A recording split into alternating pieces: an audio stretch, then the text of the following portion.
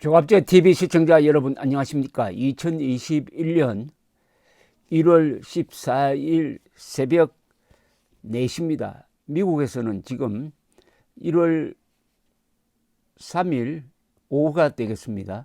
1월 13일 오후가 되겠습니다. 워싱턴 국회의사당에서 역사적인 지금 절차가 진행 중에 있습니다.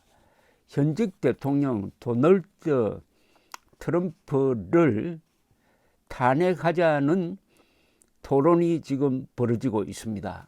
탄핵 사유가 어마어마합니다. 내란 선동입니다. 내란 선동. 현직 미국 대통령이 내란 선동 혐의로 지금 탄핵의 도마 위에 올라 있습니다. 지금 하원에서 탄핵 절차가 진행 중인데 토론이 진행 중입니다. 지금까지는 의사결정에 관한 표결이 있었고 이제 토론이 진행 중인데 첫 토론자로 나선 낸시 펠로시 하원 의장, 공화당 소속이죠. 하원 의장은 이렇게 이야기를 했습니다. 헌법적 치유가 있어야 한다. 이 사람으로부터, 즉 트럼프로부터 공화국을 안전하게 만들기 위해서는 탄핵밖에 없다. 나는 지금 가슴이 찢어지는 것 같다라는 표현을 썼습니다. 짤막짤막하게 지금 발언이 이어지고 있습니다. 스테니 H. 호이어 메릴랜드 출신 민주당 의원은 너무 서두른다고 하는데 옳은 일을 하는 데는 너무 늦은 것은 없다라는 말을 했고, 미네소타 주 출신 민주당 의원 일한 오마르 의원은 폭군 대통령이라는 표현을 썼습니다. 폭군 대통령의 범죄와 부패를 더 이상 외면해서는 안 된다. 여기에 대해 반대 토론을 한 사람들도 있습니다. 공화당의 가이 리센스르는 트럼프를 변호를 했습니다. 트럼프가 연설을 하는데 언제 폭력이란 말을 썼느냐, 폭력적 행동을 하라는 말은 없었지 않느냐라고 했고요. 그 다음에 낸시 메라는 사우스캐롤라이나 출신 공화당 의원은 이렇게 서둘러서 할 수가 있느냐, 한두 시간 안에 이렇게 토론으로 한다는 것은 너무나 서두른 것이다. 또는 증거 없이 이렇게 할 수 있느냐, 그리고 아직도 독자적으로 하원이 조사도 하지 않았느냐, 이렇게 하면은 너무나 국가가 다시 분열된다 등등 이런 이야기가 나오고 있으면서 계속 토론이 이어지고 있습니다. 참 일어날 수 없는 일들이 지금 벌어지고 있는데 곧 아마 토론이 끝나고 머지않아 표결이 이루어질 것입니다. 표결에서 과반수만 되면은 통과가 되니까 통과는 기정사실입니다. 공화당에서 얼마나 이탈자가 나올 것이냐, 이게 아주 관심사입니다. 이탈자가 현재 공개적으로 내가 탄핵에 찬성한다라고 한 사람은 5사람입니다. 그 사람 중에 한 사람이 바로 딕 체니 전 부통령 딸입니다. 딕 체니 공화당 부시 행정부 시절에 8년 동안 부통령을 하면서 막강한 권한을 행사했던 사람입니다. 역사상 가장 강력한 부통령으로 알려진 딕 체니의 큰딸, 이름이 리즈 체니네요. 리즈 체니는 아예 성명서를 미리 발표를 했습니다. 나는 탄핵 찬성이다. 짤막합니다. 이렇게 연설을 했어요. 이 의회에서 연설하지 않고 기자들 앞에서 미리 입장을 밝혀놓고 지금 들어가 있습니다. 2021년 1월 6일 폭도들이 미국 의사당을 공격, 우리나라의 민주적 절차를 방해하고 대통령 선거인단의 투표 집계를 중단시켰다. 이 내란이라고 했습니다. 우리 공화국의 가장 신성한 공간에 부상, 사망, 그리고 파괴를 가져왔다. 더 많은 사실들이 곧 밝혀지겠지만 지금 우리가 알게 된 것만으로도 충분하다. 미국 대통령이 이들 폭도를 불러냈고 직결시켰으며 공격작전에 불을 질렀다. 그 이후 일어난 일들은 모두 그가 저지른 것이다. 대통령 없이는 하나도 일어날 수 없는 일들이었다. 대통령은 즉각적으로 단호하게 개입, 폭력을 중단시킬 수 있었다. 그는 하지 않았다. 미국 대통령으로서 헌법에 대한 맹세와 책무를 이렇게 심하게 배신한 적은 없다. 나는 대통령 탄핵에 찬표를 던질 것이다. 라고 선언을 했습니다. 오늘 표결에서 공화당이 많게는 한 20명이 동조할 것이라는 이야기도 있고, 이것은 가봐야 합니다. 자, 그 다음에 어떻게 되느냐는 건데요. 이제 통과를 하면은 미국 역사상 두 번째로 탄핵이 되는 대통령이 됩니다. 미국 지금까지 탄핵된다는 표현은 일단 기소된다는 뜻입니다. 그 다음에 선고는 어디서 이루어지느냐 하면 상원에서 이루어집니다. 3분의 2 찬성으로 파면을 결정할 수가 있습니다. 트럼프는 2019년에 한 번 혼이 났죠. 왜냐? 우크라이나 대통령에게 부탁해가지고 바이든의 비밀을 캐라는 압박을 넣었고, 거기에 원조를 주니 안 주느니 하는 이런 야비한 수법을 썼다 해가지고 하원에서 탄핵안이 통과되어가지고 상원에 갔다가 상원에서 부결되었습니다. 공화당이 지금도 상원 다수당이지만은 1월 20일부터는 민주당이 다수당이 됩니다. 그러니까 통과된 하원 탄핵안을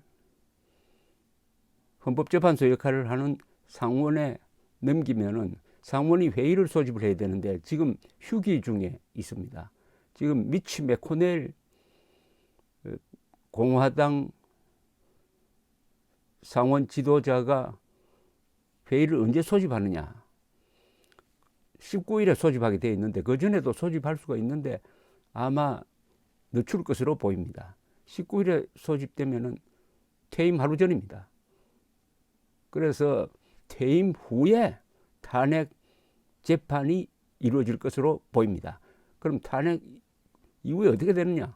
그때는 이 운영이 넘어갑니다. 민주당이 이 회의를 진행을 하게 되어 있습니다. 민주당이 다수당이 되니까요. 그러면 어떻게 되느냐? 바이든이 취임을 했다. 그러면 이 탄핵에 너무 빠지면 늪이 돼버린다.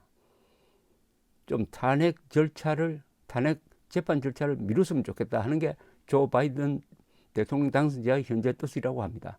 그러면 공화당에서 얼마나 가담하느냐? 17명이 공화당에서 탄핵에 가담하면은 파면이 결정되고, 그때 되면 이제 퇴임했죠.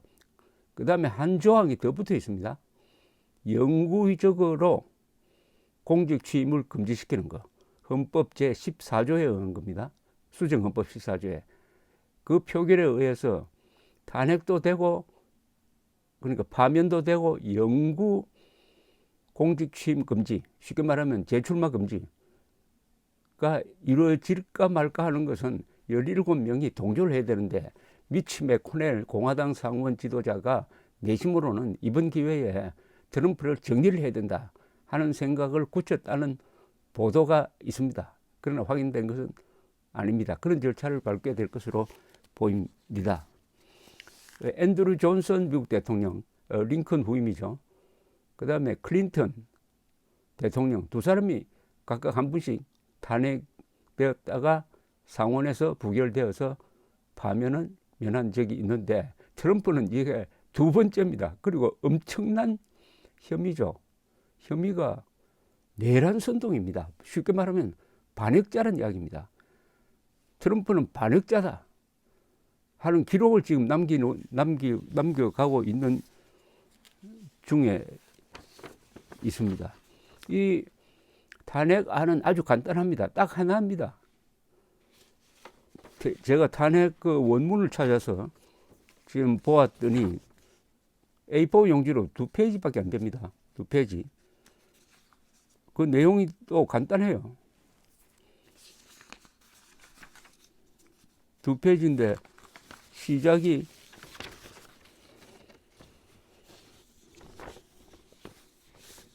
Article 1 Incitement of Insurrection. Incitement of Insurrection. 인사이트먼트는 선동이란 말입니다. 인슬렉션이란 말은 내란이란 말입니다. 내란 선동, 요게 딱 제목입니다. 그 내용도 이렇게 되어 있습니다. 도널드 트럼프 대통령은 헌법에 충성을 맹세한 사람이고, 그리고 헌법상의 의무를 다하겠다고 약속했고 헌법으로부터 그렇게 명령을 받은 사람인데, 이 맹세와 의무를 배신했다. 즉 성실하게 직무를 보겠다, 헌법을 수호하겠다, 법치를 지키겠다 하는 약속을 다 어겼다. 따라서 탄핵을 제의한다, 이런 내용입니다. 그러면서 탄핵 사유를 쭉 써놨습니다. 그리고 근거헌법을 써놨습니다. 근거헌법은 수정헌법 12조 아닙니다. 수정헌법 근거헌법이 두 대목입니다. 하나는 헌법이고요. 이럴 경우에 탄핵한다는 헌법. 그 다음에 수정헌법 14조입니다. 14조 3항은 이 반역적 행동을 한 사람은 공직에서 영구적으로 퇴출시킨다 하는 그 두 조항을 들었습니다.